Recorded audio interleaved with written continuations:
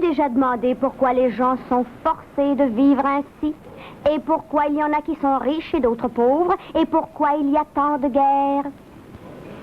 Pour trouver les réponses à ces questions, il va falloir remonter bien loin dans le temps, jusqu'au Moyen Âge. Allons voir comment les gens vivaient à cette époque-là.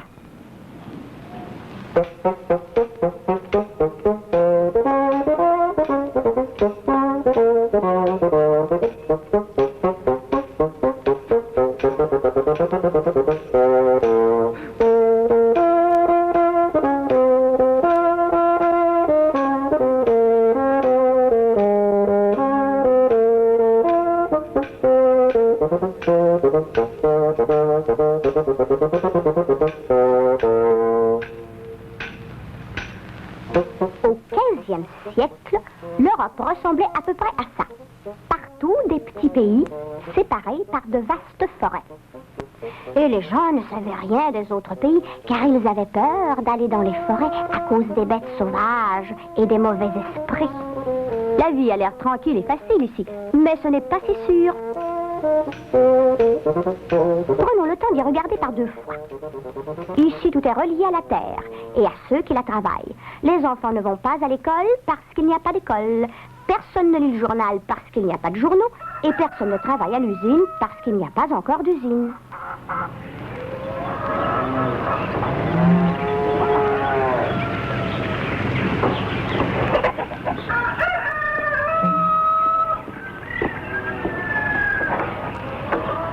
En fait, il n'y a que la terre et les paysans qui travaillent dans les champs. Et les artisans au village qui font des charrues, des outils, bâtissent des maisons. Et puis, bien sûr, il y a le seigneur qui vit dans son château. Et le prêtre qui prêche dans l'église. Les paysans et les artisans doivent tout faire. La nourriture, les vêtements, tout ce qui est nécessaire pour vivre.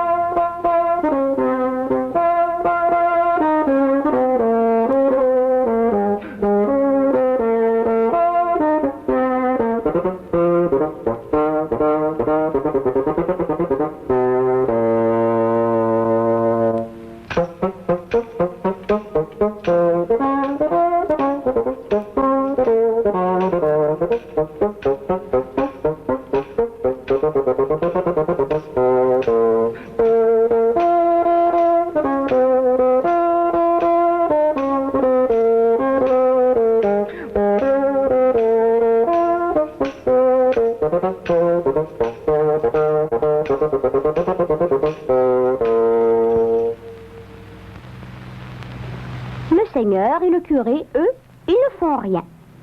Et pourtant, ils mangent, ils boivent, ils s'habillent, ils vivent mieux que tous les autres des alentours. Comment est-ce possible? C'est facile, le seigneur et le curé sont propriétaires de toute la terre. Et ils s'enrichissent parce que les paysans et les artisans, qui n'ont pas de terre, eux, sont obligés de payer des impôts et à l'église et au seigneur pour pouvoir vivre et travailler là. Ils ne paient pas en argent, mais avec ce qu'ils font. Du blé, du lait, des chaussures, des armures, tout ce qu'ils ont. Et il n'y en a pas beaucoup qui osent se révolter. Oh, quel diable emporte tout ça? Ça ne peut plus continuer ainsi. Qu'est-ce que j'entends? Qu'est-ce que j'entends? Remets ce sac sur ton dos. Oh, oh, oh, aïe, aïe, aïe, oh, aïe, aïe, oh. Je vais te donner une leçon que tu n'oublieras pas de sitôt, paysan. Qu'est-ce que tu penses que tu es en train de faire, hein? Grouille! Grouille! Il y a des impôts à payer. Plus vite que ça! Dépêche-toi, plus vite, plus vite! Mais Jean, est-ce que mes yeux me trompent? Tu ne veux plus travailler, mon fils? Ne sais-tu pas que Dieu a mis l'homme sur la terre pour qu'il gagne son pain à la sueur de son front? Si tu ne travailles pas, mon fils, tu vas aller tout droit en enfer. Et là, tu vas souffrir et tu seras torturé dans les flammes pour toute l'éternité.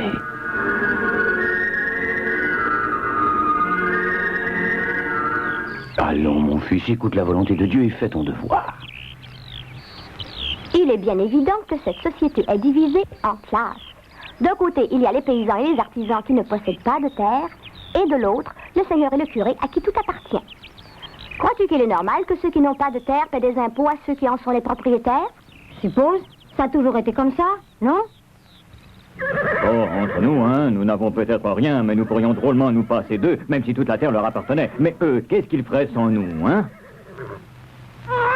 Mon propre grand-père, c'était un rebelle. L'année avait été très mauvaise. Et nous n'avions plus rien à manger. Et il disait à tout le monde dans le village que nous devrions arrêter de payer des impôts. Eh oui, et où ça nous amenait? Les soldats du Seigneur l'ont pendu haut et court. Et le prêtre a dit qu'il irait en enfer. Mais naturellement qu'il faut qu'ils nous paient des impôts. Ce sont nos terres, ils ne s'imaginent tout de même pas y rester comme ça sans rien nous donner en trop, sale paysan. Cette terre a appartenu à mon propre père, à mon grand-père, à mon arrière-grand-père, à la grand-mère de mon arrière-grand-père. C'est la volonté de Dieu qu'il y ait des riches et qu'il y ait des pauvres. Car à celui qui est riche, il sera donné plus. Et à celui qui est pauvre, il sera pris même ce qu'il a. Et si Dieu ordonne aux pauvres de nous payer des impôts, qu'il en soit fait selon sa volonté.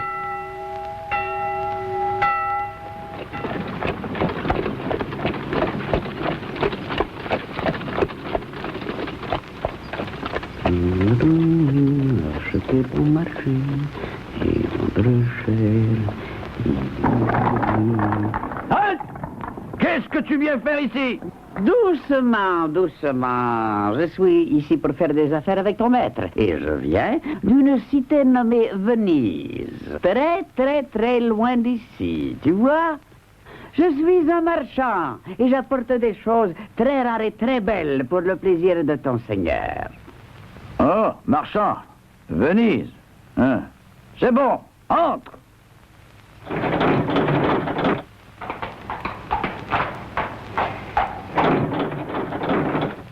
Et maintenant, regardez bien ce que j'ai à vous offrir. Des vraies merveilles. Voyez, ceci, on appelle ça du poivre. Et c'est très bon pour enlever le mauvais goût du porc de l'année passée. Et ce n'est pas tout. Jetez-moi un coup d'œil là-dessus. Magnifique. On peut voir à travers. Attention, s'il vous plaît. Attention, c'est très fragile, c'est du verre. Ou qu'est-ce qu'on pourrait lui donner en échange? Eh bien, nous avons des œufs, du beurre, du miel. Ou peut-être que vous aimeriez mieux quelques-unes des belles choses que nos artisans font au village. Et des épées, peut-être. Ou des tissus en laine, ou n'importe quoi. Ce que vous voulez. Ah, du tissu comme ça, c'est exactement ce qu'ils veulent à Venise. Quel bon marché pour moi. Si, va bene. Alors, disons que je vais prendre 10 rouleaux de ce tissu. C'est très cher, c'est très cher. Mais bon, d'accord. Mais c'est vraiment plutôt cher. Cher? Cher? Cher? Où pensez-vous que vous allez pouvoir trouver des beaux produits comme ça par ici? Oui, très bien. Alors, voilà votre tissu. Et nous gardons le verre. Regardez-moi ça, ce gros lard qui paie ses produits de fantaisie qui viennent de Venise avec les tissus qu'il a pris aux gens du village. Et maintenant, fêtons, amusons-nous.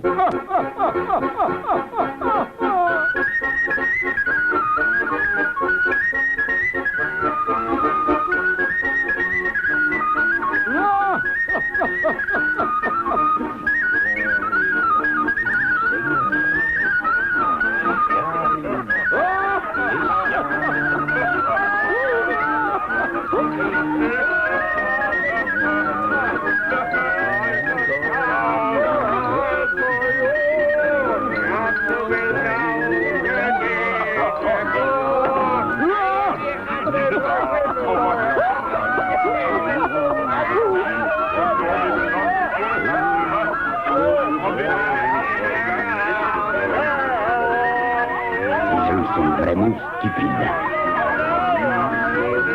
Quels idiots. Ils ne pensent qu'à boire et à manger. Ils gaspillent toute leur richesse.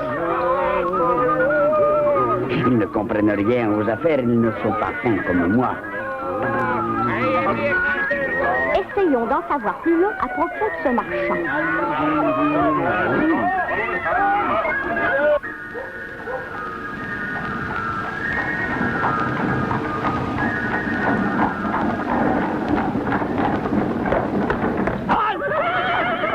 Personne ne peut passer ici sans payer un droit de passage au seigneur. C'est la loi.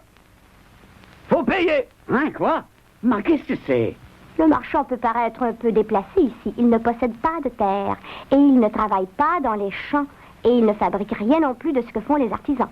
Tout ce qu'il fait, le marchand, c'est d'acheter et de vendre. Alors, qu'est-ce que c'est son truc? Je suis marchand de Venise. Une crapule, ça se voit bien.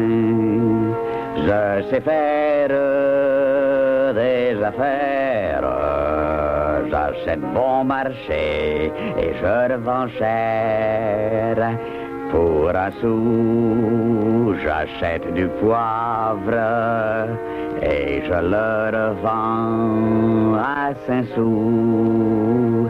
Ça fait 4 sous dans ma poche et devinez qui le paye. Quand on a trouvé le système, c'est l'argent qui coule à flot. Un peu d'astuce, un peu d'argent, et à moi la belle vie. Venise, une ville au sud de l'Europe, le plus important centre de commerce entre l'Est et l'Ouest. Quand le marchand y revint, il échangea ses rouleaux de tissu contre de l'argent. Cet argent, il l'appelait son capital, et il s'en servait pour gagner toujours plus d'argent. Voici comment ça fonctionnait. Avec son capital, il achetait des produits exotiques des marchands arabes. Des épices, de la soie, des choses très rares qui venaient des Indes, de l'Afrique, de l'Arabie, de la Chine. Ensuite, il voyageait à travers l'Europe de ville en ville, vendant ou échangeant ses marchandises aux seigneurs qui étaient prêts à lui donner à peu près n'importe quoi pour obtenir ses produits de luxe. Ainsi, quand il revenait à Venise avec les biens qu'il avait acquis des seigneurs, il était encore plus riche qu'avant. Ce qui signifie qu'il avait encore plus de capital pour acheter toujours plus de produits. Et cela continuait ainsi. Le marchand achetant et vendant toujours plus. Et son capital augmentait, augmentait, augmentait. Eh oui, c'est moi. Je suis un capitaliste. Les capitalistes de Venise continuèrent donc à faire de plus en plus de profit. Mais pour se protéger, ils interdirent à quiconque d'autre qu'eux de faire du commerce avec les marchands arabes. Toi, le Portugais disparaît. C'est nous qui faisons le commerce avec les Arabes, pas vous. Mais ne pouvons-nous acheter juste quelques petites choses des Arabes? Qu'est-ce que ça peut bien vous faire, hein? Non, vous n'avez pas le droit.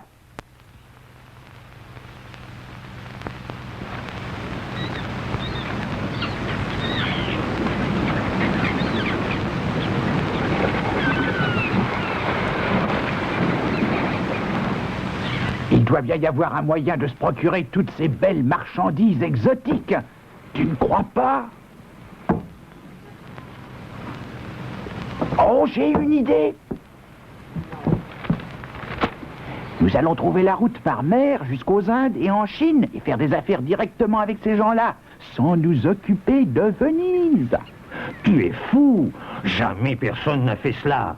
Ce serait un voyage beaucoup trop dangereux. Aucune importance, le problème n'est pas là. Il est de trouver par qui nous pouvons faire payer ce voyage. Payer? Ah, ça n'est pas un problème. Je le sais bien, moi, qui peut payer pour un tel voyage. Je le sais, je le sais, je le sais.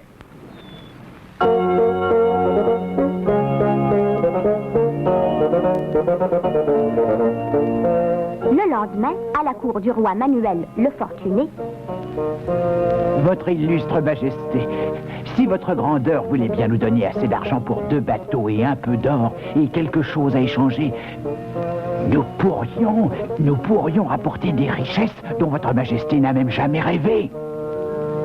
De l'or, des bateaux, eh bien... Cela pourrait être une aventure profitable, oui. Vous avez besoin de combien?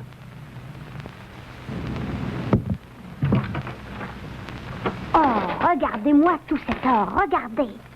Pris aux paysans et aux artisans. Car le roi, voyez-vous, possède lui aussi des terres. Qui est le capitaine? Vasco? C'est Vasco de Gama. On dit que tous les membres de l'équipage sont des prisonniers libérés exprès pour ce voyage. Oh, bien facile de les libérer quand on sait qu'ils ne reviendront jamais.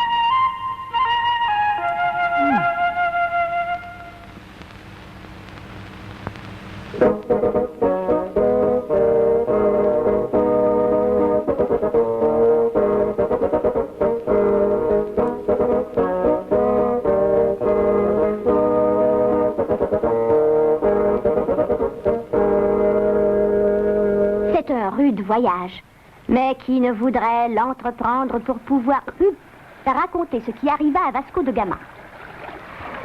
Semaine après semaine, mois après mois, la mer, rien que la mer.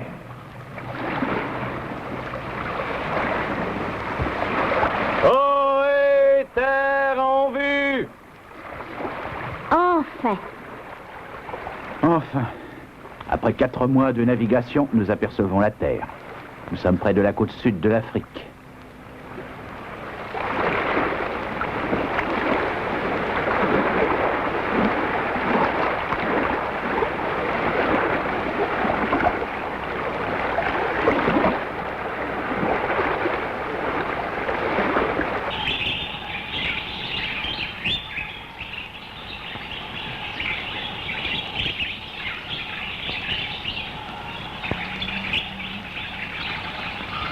Et là-bas, est-ce qu'on peut avoir de l'eau douce?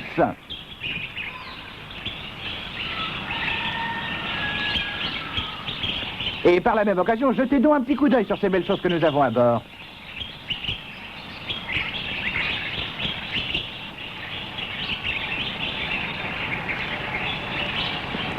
Que diriez-vous d'un petit échange, Nous voudrions bien, mais qu'est-ce que nous pouvons vous offrir en retour? Eh bien, qu'est-ce que vous avez qui soit aussi bon que ça? Je ne sais pas. Nous avons ces bracelets en ivoire que nous fabriquons. Est-ce qu'ils pourraient vous servir? Ouais, ils sont pas mal, j'imagine. Donnez-nous un chargement de ces bracelets d'ivoire et nous allons vous donner une paire de chapeaux rouges avec des clochettes.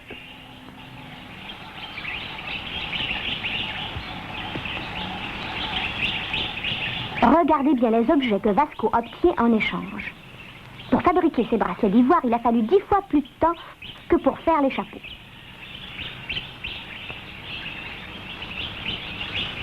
Hé, qui êtes-vous et comment vivez-vous?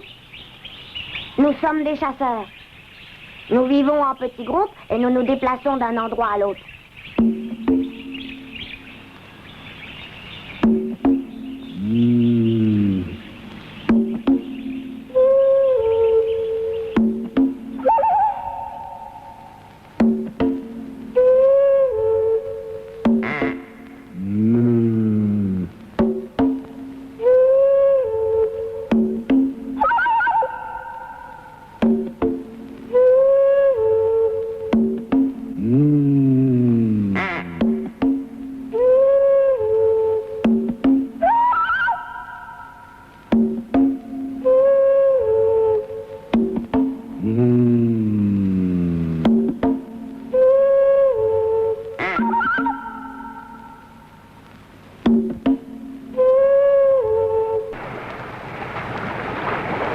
Jetons l'ancre.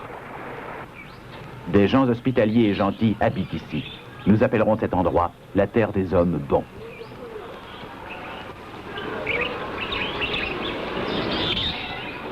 Hé, vous êtes chasseurs aussi? Nous sommes des paysans, mais autrefois nous étions des chasseurs. Mais nous ne pouvions pas tuer assez de gibier pour nous nourrir tous, alors nous avons commencé à cultiver la terre et à élever des animaux. Et maintenant, il y a de la nourriture pour tout le monde.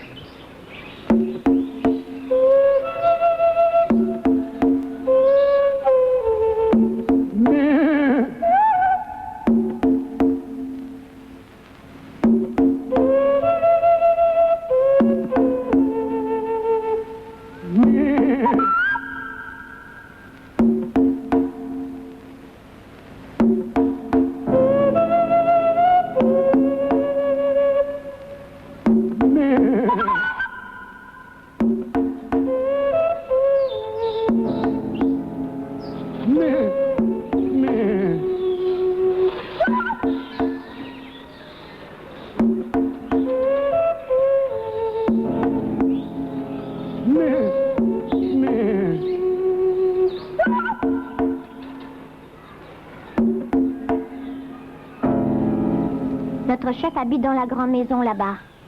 Il possède beaucoup plus d'animaux que nous. Et nous lui aidons à s'en occuper. Les classes apparaissent avec la culture de la terre. Ici et chez nous, c'est bien pareil.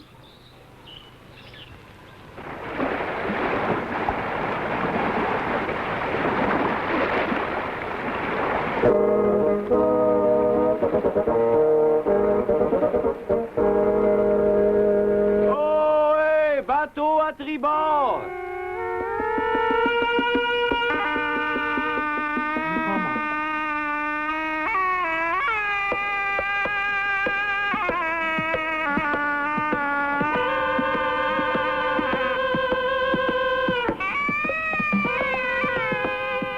Nous dépassons plusieurs riches ports de commerce dont nous n'avions jamais entendu parler.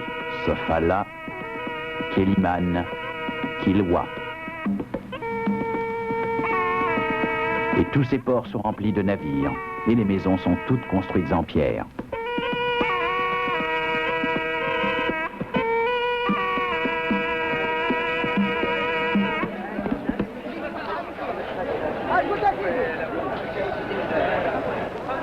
Cette ville ressemble tout à fait à une ville européenne. Ici aussi, il y a des riches et des pauvres. Hé, toi! Qui es-tu? Je suis un esclave, comme ma mère. C'est le prince. C'est lui qui nous commande. Il vit des taxes qu'il perçoit de tout le monde. Et puis il y a les marchands. Ils vendent les biens que fabriquent les artisans et des produits que les paysans apportent de la campagne. Et il y a nous, les esclaves. Bien sûr, nous pouvons acheter notre liberté, mais où pourrions-nous trouver l'argent? Dans cette ville, les gens sont divisés en plusieurs classes différentes.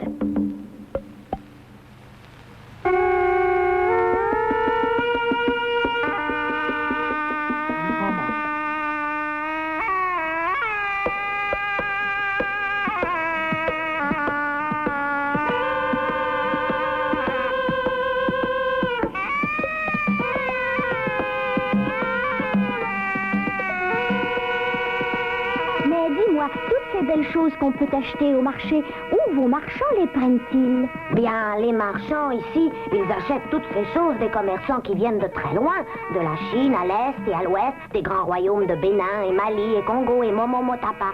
Ils achètent et vendent des tissus, des épices, des parfums, de l'or, de la porcelaine, de l'ivoire, toutes sortes d'objets très beaux. Exactement ce que cherchent les Portugais. Mais il y a un petit problème, parce qu'on n'a que des choses sans valeur à offrir en échange. Excusez-moi, ça vous intéresserait de faire un peu de commerce? Regardez ces magnifiques chapeaux que j'ai apportés d'Europe. Superbe, non? Tu ne t'imagines tout de même pas que je vais te donner quoi que ce soit en échange de ces babioles? Idiot. Non, non, non, non, non, non, non. Pardon? Qu'est-ce que vous dites? Tu ne vois pas que mes choses valent infiniment plus que les tiennes? Ne sais-tu pas que nos navires sont plus gros et plus rapides que les vôtres? Oui, peut-être, mais ces jolis chapeaux rouges et ces perles de verre... Non, non, non et non. Tu peux tenter ta chance avec les chameaux, peut-être qu'ils en voudront.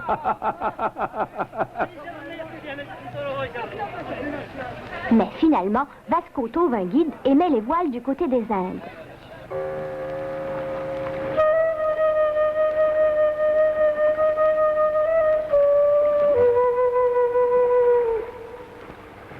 Nous approchons de la terre, du poivre et des épices.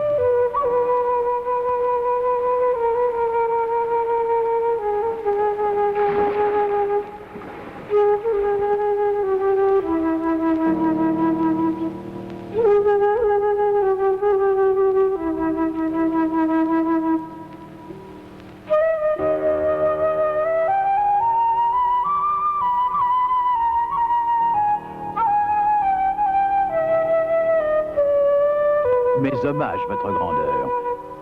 Nous voudrions acheter des épices. Nous vous avons apporté du miel et de l'ambre et ces jolis chapeaux avec des clochettes. Oh, vous voulez rire?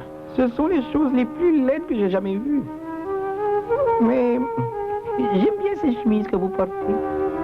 Combien me les vendez-vous? Nos chemises? Oui, mais ce miel et cet ambre... Nous avons déjà tout le miel et l'ambre qu'il nous faut. Mais les chapeaux... Au déchet.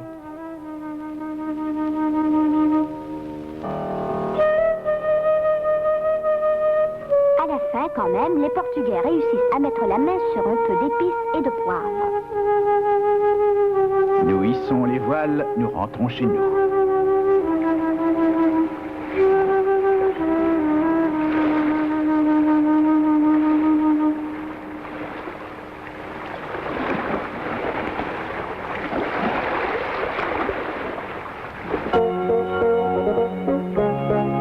Qu'est-ce que j'avais dit? Ils sont revenus, non?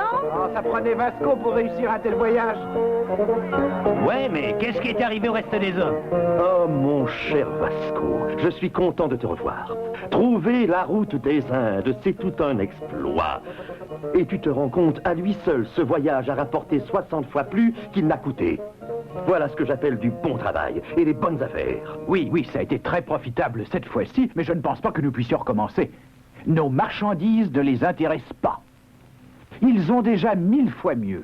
Aucun problème. Il doit bien y avoir un autre moyen de les intéresser. Et voilà. Une fois encore, des bateaux portugais apparaissent au large des côtes de l'Afrique. Mais cette fois-ci, ils sont lourdement chargés de canons, de fusils et de soldats. Ils jettent l'ancre devant les riches ports de commerce. Et les soldats débarquent. Et tous ceux qu'ils trouvent dans les rues, ils les tuent. Et ils pillent les villes de toutes leurs richesses. Les habitants s'enfuient pour sauver leur vie.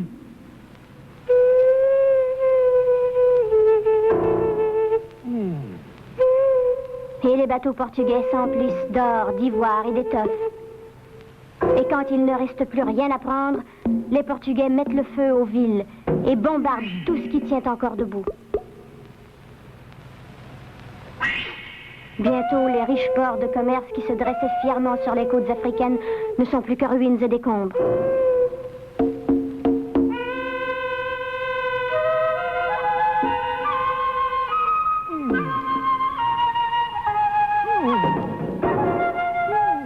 C'est ainsi que les Portugais prennent rapidement le contrôle de tout le commerce sur l'océan Indien. Les marchands de l'islam sont vaincus. Leurs vaisseaux détruits et toutes leurs richesses volées. Finalement, les Portugais ont conquis le monopole du commerce avec l'Afrique, la Chine, l'Inde et les Indes occidentales. La prospérité règne à nouveau en Europe.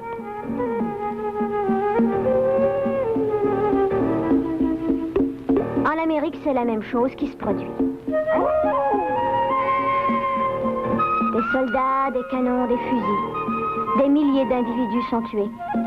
Les Portugais et les Espagnols font la conquête des vastes régions de l'Amérique du Sud et détruisent les civilisations Inca, Maya, Aztèques. Ils prennent les terres des Indiens. Ils volent leur or. Les Indiens ne peuvent pas tenir tête aux fusils et aux chevaux des Européens. Ils sont réduits en esclavage et obligés de travailler dans les mines d'or et d'argent et dans les plantations de tabac. Toute la journée, les Indiens sont forcés de travailler pour leur nouveau maître. Ceux qui ne peuvent travailler assez dur sont fouettés et battus. Beaucoup meurent d'épuisement et de faim.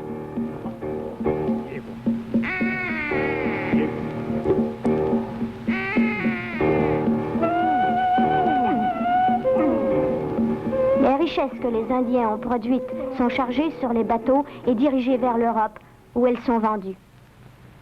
La prospérité s'installe en Europe.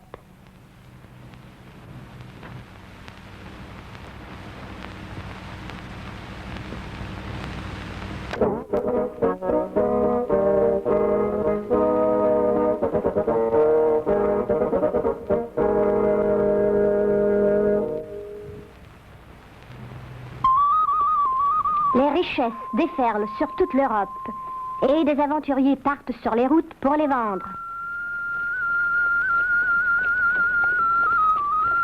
Halte! Vous êtes sur les terres du comte Sac-Afrique. Vous devez payer le droit de passage.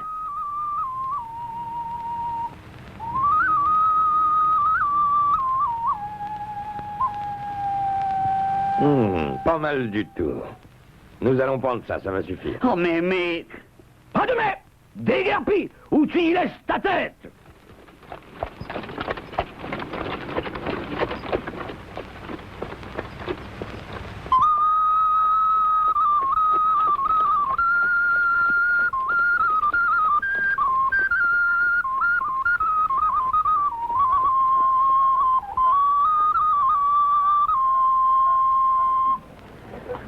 Regardez, du poivre de première qualité.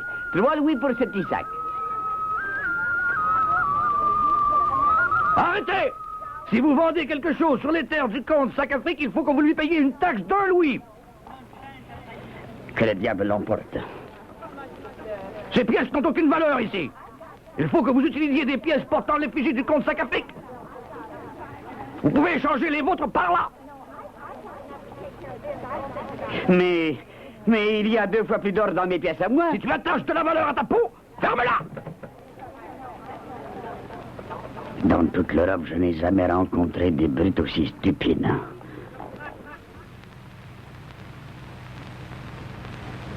Enfin, les affaires ont quand même été bonnes aujourd'hui. J'ai dû me faire une petite fortune. S'il n'y avait pas ces maudites taxes et ces damnés soldats, ils m'empoisonnent la vie.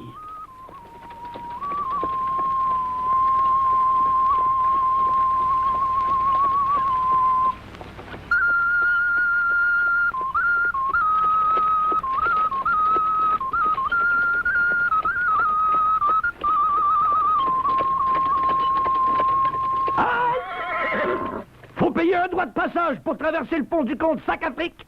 Ah non, ça va faire.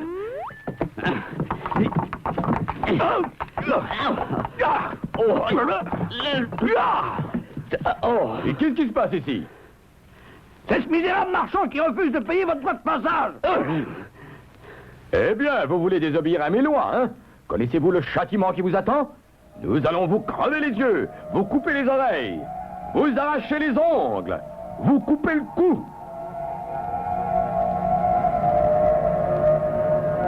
Pitié, pitié, je vais payer. Pauvre misérable! Bien, si tu te repens, je veux bien te pardonner. Paye l'amende et va-t'en.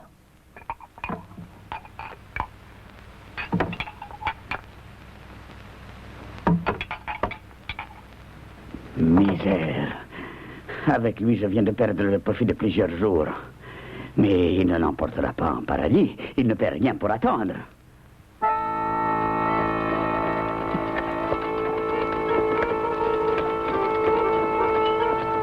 Donc, les marchands deviennent furieux. Ils doivent en finir avec ce vol au grand jour. Partout, en Angleterre, en France, au Danemark, en Hollande, c'est toujours la même histoire. Alors, dans toute l'Europe, les marchands se rassemblent et mijotent de sombres complots contre les seigneurs.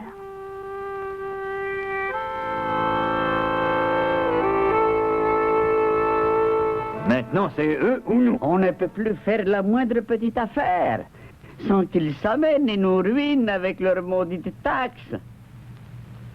Ils sont en train de détruire nos commerces avec leurs taxes. Si le commerce n'est pas libre, notre capitale ne peut pas survivre. Les seigneurs doivent être écrasés. Oh, mais comment pouvons-nous leur enlever leurs privilèges? Ils s'enrichissent à même les impôts qu'ils font payer aux gens. J'y suis. Donc, comme on le voit, dans ces temps difficiles, les marchands ont drôlement besoin de se trouver des secours puissants. Et cette aide va venir du côté où personne ne l'attendait. Le Seigneur qui va en finir avec tous les seigneurs. Votre Majesté, vous souhaitez être riche et puissant et être le maître de tout, n'est-ce pas? Eh oui, mais les seigneurs ne m'obéissent pas du tout. Ils se conduisent comme des petits rois. Nous avons la même opinion que Votre Majesté. Vous seul devez décider dans ce pays. Les impôts et les lois ne peuvent venir que de vous seul. Évidemment.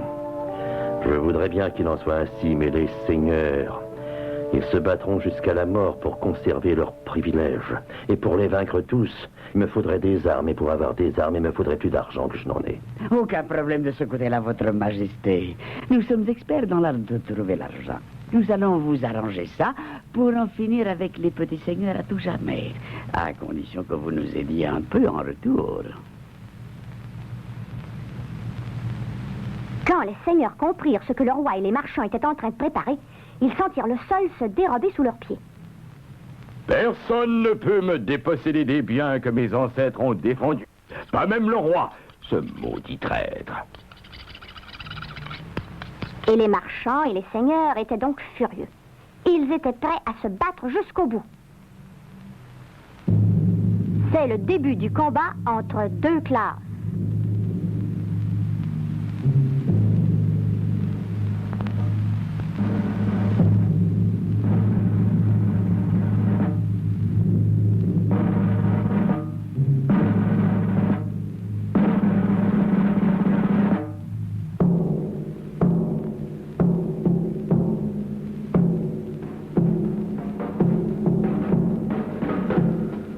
De cette lutte entre la classe des seigneurs et celle des marchands dépendent plusieurs des guerres qui ont ravagé l'Europe au XVIe et au XVIIe siècle. Oh, mais les marchands n'allaient pas eux-mêmes saigner à mort et crever sur les champs de bataille. Ils avaient mieux à faire. Ça va vraiment mal. Tu as dû en entendre parler. Il va falloir que nous allions nous battre nous-mêmes. Hé, ça n'est pas une bonne idée.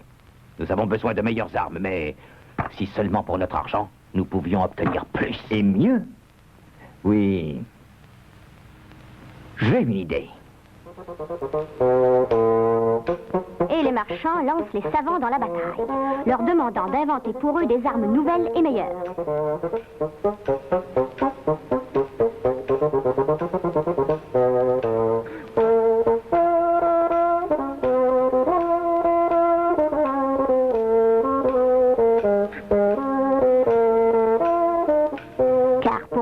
Les seigneurs, le roi a besoin de beaucoup d'armes. Et eux, les marchands, pendant qu'ils y sont, ils se mettent à vendre aussi des armes aux seigneurs. Et où les prennent-ils, ces armes? Ils les achètent des artisans dans les villes et villages.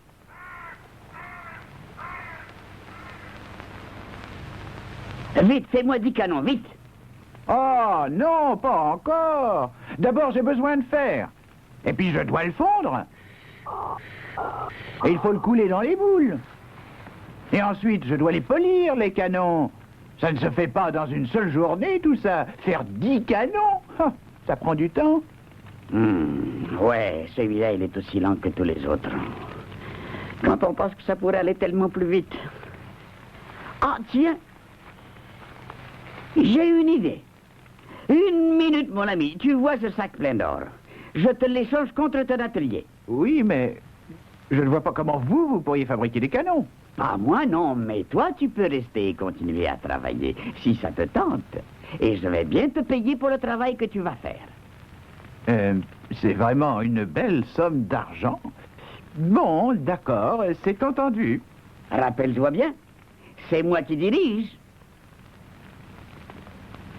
On va commencer par engager 6 hommes. Mais voyons... Laisse-moi faire, je m'occupe de tout. Ainsi, le marchand engage de pauvres paysans pour travailler à l'atelier et il leur paie un salaire de presque rien. Au travail, tas de paresseux. Je veux que mon capital le rapporte. Les marchands achètent du fer. 2 ouvriers l'amènent. Un homme surveille le fourneau. L'un fond le métal. L'autre moule les canons. L'un les polit. L'autre les assemble. Chaque homme est spécialisé dans son secteur. Et chaque chose est faite beaucoup plus rapidement.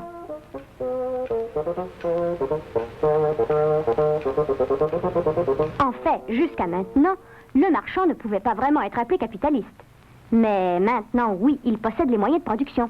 Tous les travailleurs de l'armurerie travaillent pour lui. Et maintenant, j'ai plein d'armes à vendre. Ah, ça va faire de belles affaires. Maintenant que je possède l'atelier, tous les bénéfices, ils vont venir à qui? Ils vont venir à moi. Mon capital, il augmente à vue d'œil. La guerre, elle fait des miracles pour mes affaires. Mais pas pour les seigneurs. Ils engloutissent toute leur fortune dans la guerre.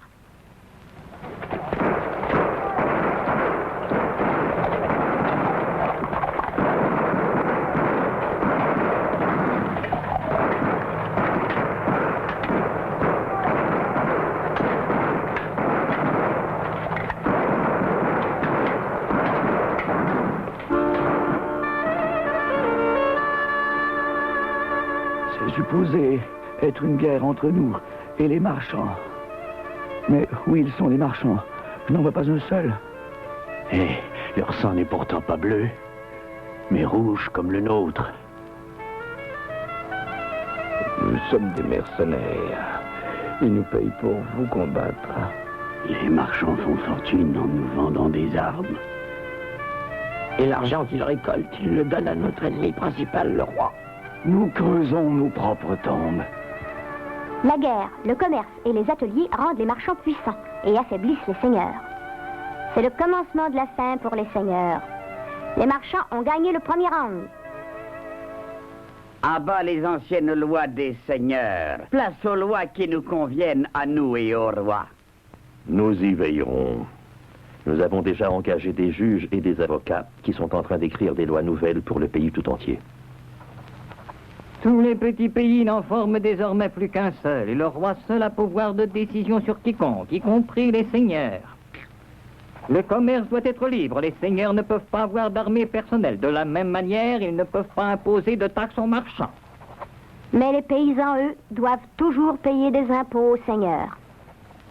Et ceux qui n'obéiront pas aux nouvelles lois auront affaire à la milice et aux soldats du roi. Et maintenant, tout le pouvoir royal est en place. Le roi et ses soldats et ses juges et ses avocats. Et ce système de pouvoir, on l'appelle l'État.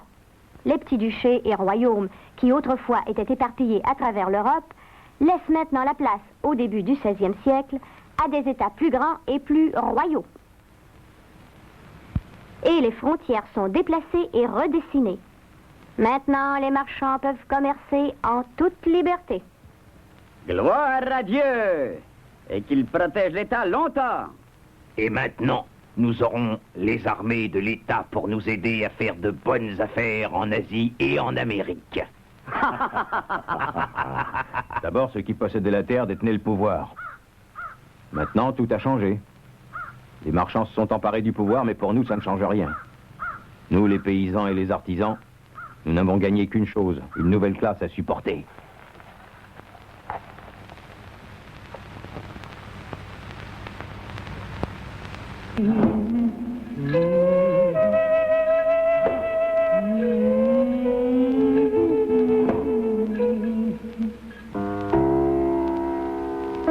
Les Espagnols et les Portugais deviennent riches grâce au commerce dans l'océan Indien et les territoires conquis en Amérique.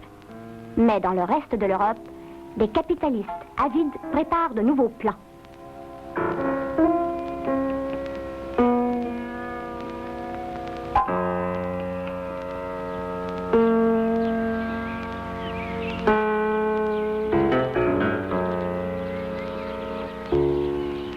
Eh bien, si ce n'est pas ce bon vieux John Hawkins. Assieds-toi.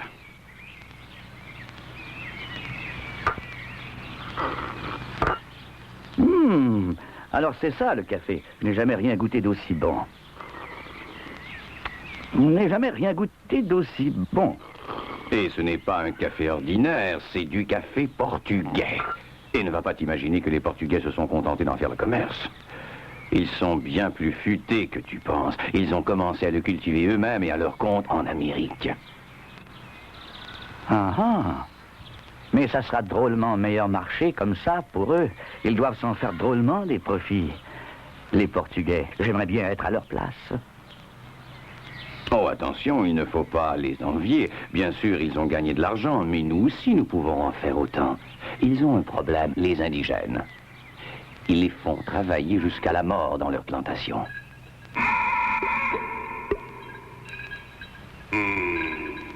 Oh! Et maintenant, ils sont prêts à payer n'importe quel prix pour avoir des esclaves. Et je sais où je peux en trouver. Et voici John Hawkins, qui allait contribuer à la ruine de l'Afrique.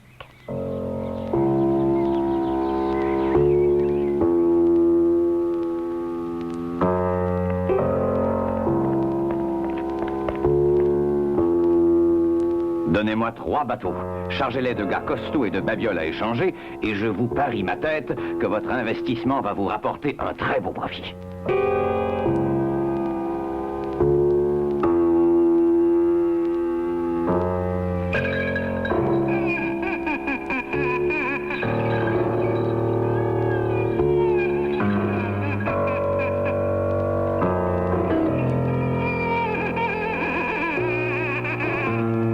Je vous donnerai 10 couteaux et 10 mètres de tissu contre un esclave, d'accord?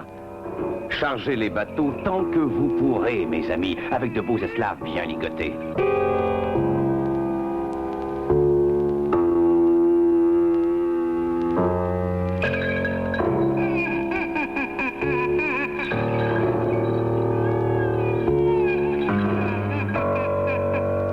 C'est bien simple, hein? Vous voyez ce village? Combien d'esclaves peut-on y trouver?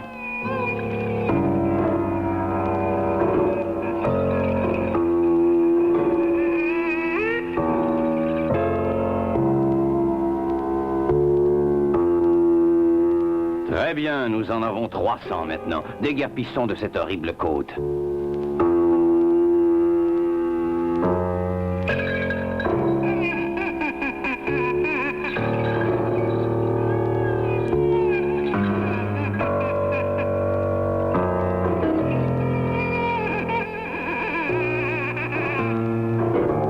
Bateau portugais à tribord! C'est un bateau d'esclaves. À l'abordage, nous allons faire une belle affaire.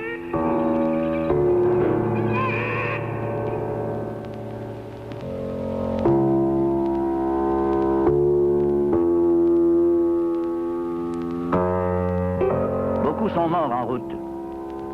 Je crois que nous en avons trop mis par bateau. Bah, vaut mieux trop que trop peu. J'ai hâte de me débarrasser de ce chargement puant. Et tu sais ce qu'on va acheter avec l'argent? Des pots, du gingembre et du sucre. Et même, je ne serais pas surpris que nous puissions nous payer quelques nouveaux bateaux. Et c'est ce qu'ils firent. Les propriétaires de plantations payent les esclaves un bon prix.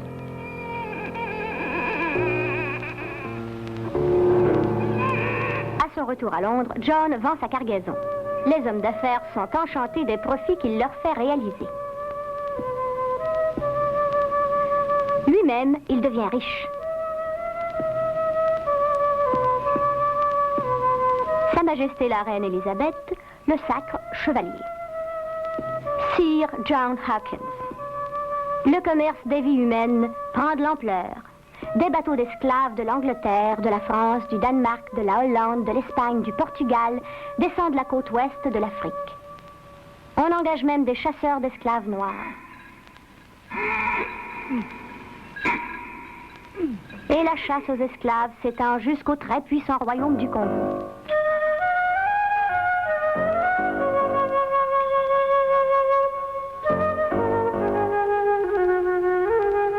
Oh, roi Afonso, les chasseurs d'esclaves ont pris mes enfants pendant qu'ils étaient en train de jouer. Ils ont pris tous les hommes dans les champs ce matin. Moi seul ai pu m'enfuir. Il n'y a plus personne dans mon village. Aidez-nous, puissant roi.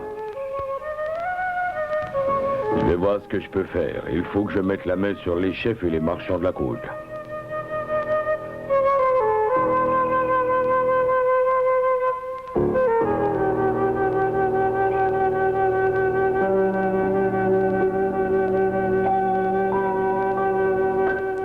Je vous interdis de donner des esclaves aux bateaux européens. Les temps ont changé, roi. Le commerce avec les Blancs rapporte beaucoup d'argent. Vous voyez comme nous sommes riches. De l'or, de l'argent, de la soie. Et maintenant, nous avons ces fusils d'Europe qui nous rendent encore plus puissants. Les profits tirés de la vente d'esclaves sont utilisés différemment en Europe et en Afrique. Les marchands africains dépensent tous leurs profits pour leur plaisir. Les marchands européens, pour leur tard, investissent leur capital dans la production et deviennent ainsi de plus en plus riches. Si seulement je pouvais amener le roi du Portugal à comprendre comme c'est terrible ce qui est en train de se passer ici. Cher Manuel, malgré que nous l'ayons interdit, vos marchands continuent de répandre des armes dans notre pays. Beaucoup de marchands ne nous obéissent plus, puisqu'ils ont plus d'armes que nous. Jour après jour, vos marchands capturent notre peuple, nos fils et nos filles.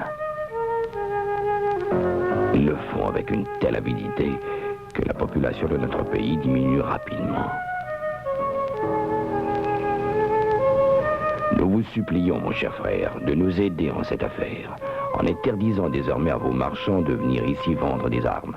C'est notre volonté qu'aucun commerce d'esclaves ne se fasse plus dans ce pays qui est le nôtre. Salutations distinguées, Afonso.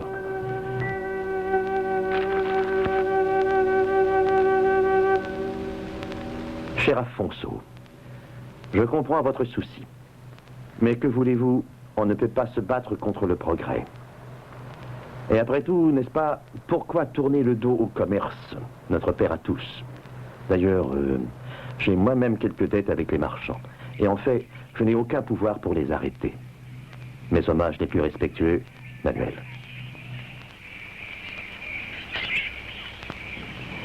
Comment pouvons-nous arrêter les marchands d'esclaves avec nos flèches et nos lances?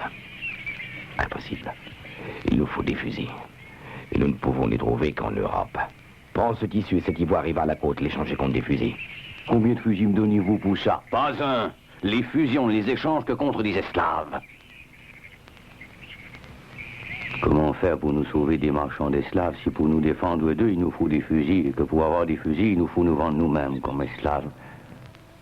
Il nous faut des balles et des fusils pour protéger nos filles et nos filles qui vivent dans la terreur, la peur et la misère.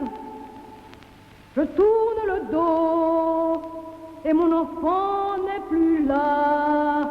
Les Blancs l'ont pris, nous vivons dans la peur. Les jours sont sanglants et les nuits sont si noires. La loi maintenant dans la jungle, c'est de vendre des esclaves ou d'être vendus soi-même.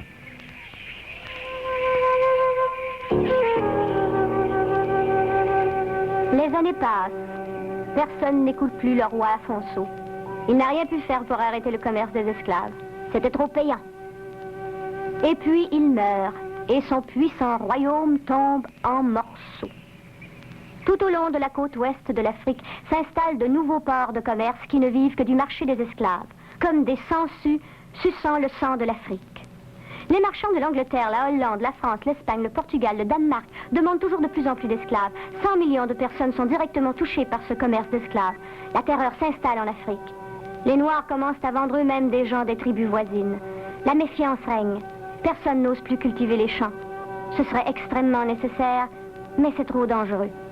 Car le danger rôde dans les champs. À tout moment, il faut se tenir prêt à s'enfuir. On ne fabrique plus non plus de tissus. On en obtient d'Europe un meilleur marché. Ce commerce florissant donne à l'Europe de plus en plus de prospérité, tandis qu'à l'Afrique, il apporte la syphilis, l'alcoolisme, la violence et le christianisme.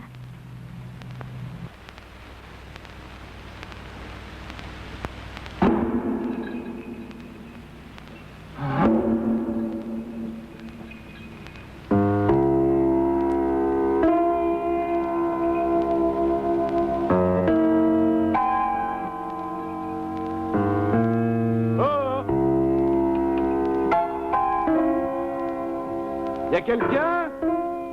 Oh!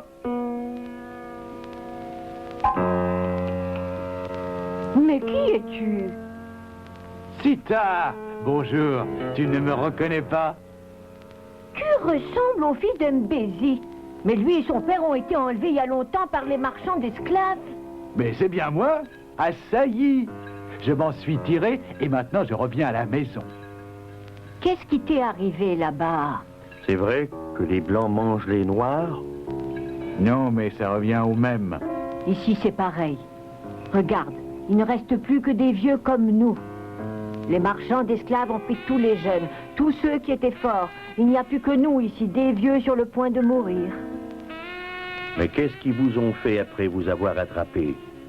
Eh bien, d'abord, ils nous ont amenés à la côte et ils nous ont embarqués sur des bateaux. Ils en mettaient tant qu'ils pouvaient. Ils nous enchaînaient deux par deux, le pied gauche de l'un au pied droit de l'autre. Et pour les mains, c'était pareil. Et nous sommes restés comme ça pendant 4 mois. Et puis ils nous ont débarqués sur une île qui s'appelle Jamaïque. Et nous ont vendus sur un marché dans le port. Là, un blanc nous a tous achetés. Un Portugais qui avait une plantation de sucre au Brésil. Du matin jusqu'au soir, il nous faisait travailler. Et des gardiens blancs nous surveillaient sans cesse et nous fouettaient pour que nous travaillions toujours plus. Mais vous ne pouviez pas vous sauver? Oui, mais s'ils nous rattrapaient, ils nous mettaient des anneaux de fer avec des pointes à l'intérieur. Au cou et aux chevilles. Si quelqu'un volait quoi que ce soit, même un morceau de pain, alors il était pendu. Le prêtre blanc disait qu'on allait tous aller en enfer si on ne travaillait pas. Mais l'enfer n'aurait pas pu être pire que ce qu'on vivait là. Mais il s'appelle comment ce pays qui se nourrit de notre peuple? L'Amérique.